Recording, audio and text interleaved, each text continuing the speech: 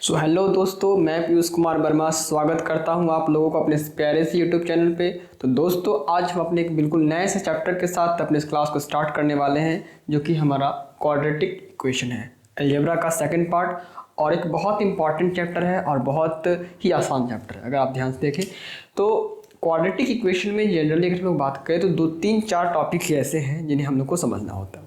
सबसे पहले तो हम लोग क्वाड्रेटिक समझने के लिए बात करेंगे क्वाड्रेटिक इक्वेशन होता कैसा है, हम लोग कैसे पता करेंगे कि कोई हमारा अगर इक्वेशन दिया है तो क्वाड्रेटिक है, क्योंकि हमारे क्वेश्चंस में लीनियर इक्वेशन भी आएंगे। तो फर्स्ट तो हम ये जानेंगे कि हमारा क्वाड्रेटिक इक्वेशन होता कैसा। सेकंड है कि methods to solve quadratic equation.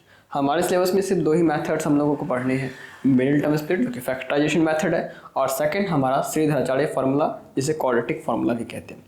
Then हम लोग बात करते हैं नेचर ऑफ रूट्स की। इन्हीं 4 टॉपिक्स पे हमारा ये पूरा चैप्टर बेस्ड है। ओके, बहुत ही आसान चैप्टर होने वाला। बस हम लोग थोड़ा सा पहले थ्योरी देखेंगे, फिर देन क्वेश्चन पूरे उस पर डिस्कस करेंगे, क्योंकि आपका क्वेश्चन जितना आप कीजिएगा आपके लिए उतना अच्छा होगा।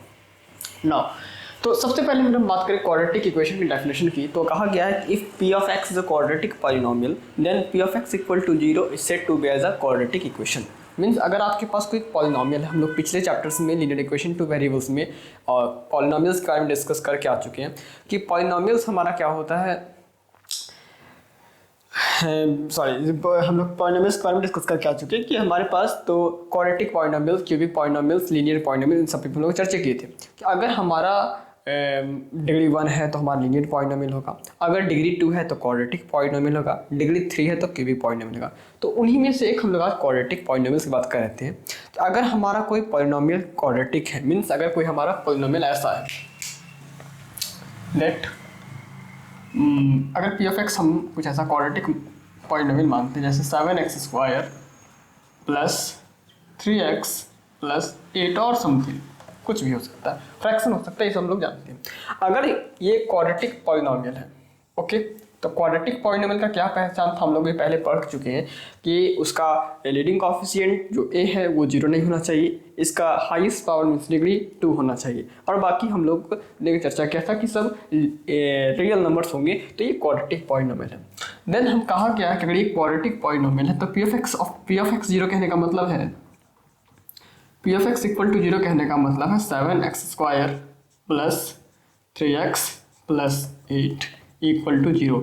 नाउ जो p of x एक क्वाड्रेटिक पॉलिनोमियल था, अब ये क्या बन चुका है, क्वाड्रेटिक इक्वेशन बन चुका है।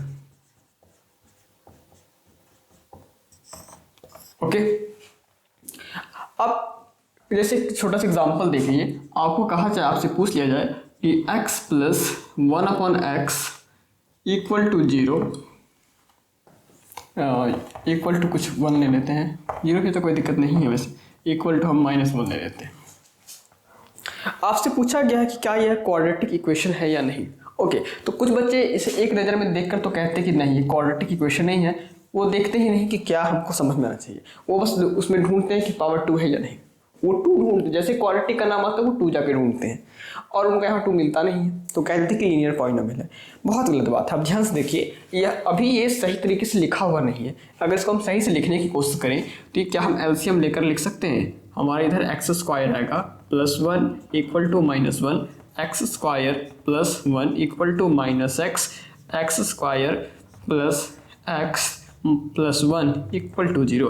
और एक्चुअली में इसे हमने इस तरह लिखा, बट ये लिखा हुआ ये है। ओके, और आपको दिख रहा है कि एक क्वाड्रेटिक इक्वेशन है। तो अगर हमारे पास कोई एक इक्वेशन देकर हमसे पूछ लिया जाता है कि वो क्वाड्रेटिक है या नहीं, तो हम बस सिंपल उसको देखकर आंसर नहीं देंगे।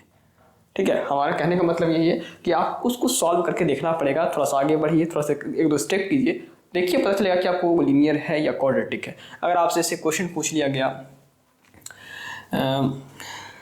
x plus 1 into x plus 1 equal to 0, क्या ये क्वाड्रेटिक है या नहीं। ओके, तो हम लोग एक स्टेप बढ़ के देखते हैं। वैसे तो पता ही है कि क्वाड्रेटिक है, ये x² plus x plus x plus 1 equal to 0, x² plus 2x plus 1 equal to 0।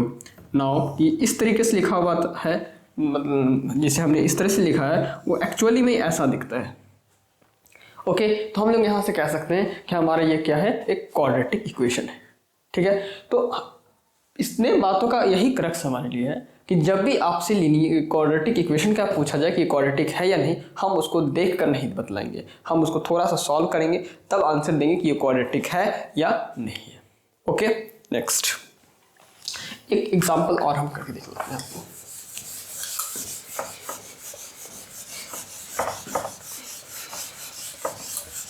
अच्छा, कुछ बच्चों का इच्छा होगा कि आपने स्टैंडर्ड फॉर्म में हमें क्वाड्रेटिक को लिखकर नहीं दिखलाया, आपने पहले ही सॉल्व करना शुरू कर दिया। कोई बात नहीं, हम ये मान के चले थे कि आपको क्वाड्रेटिक पॉइंटेबल प्रीवियस जो पॉइंटेबल वाला हमारा टॉपिक था उसमें आप लोगों ने पढ़ा होगा। लेकिन चलिए, अगर हमारे पास हम बात करें कि हमारा P F X standard form में ले लेते हैं, A X square plus B X plus C एक क्वाड्रेटिक पॉलिनोमियल है वेयर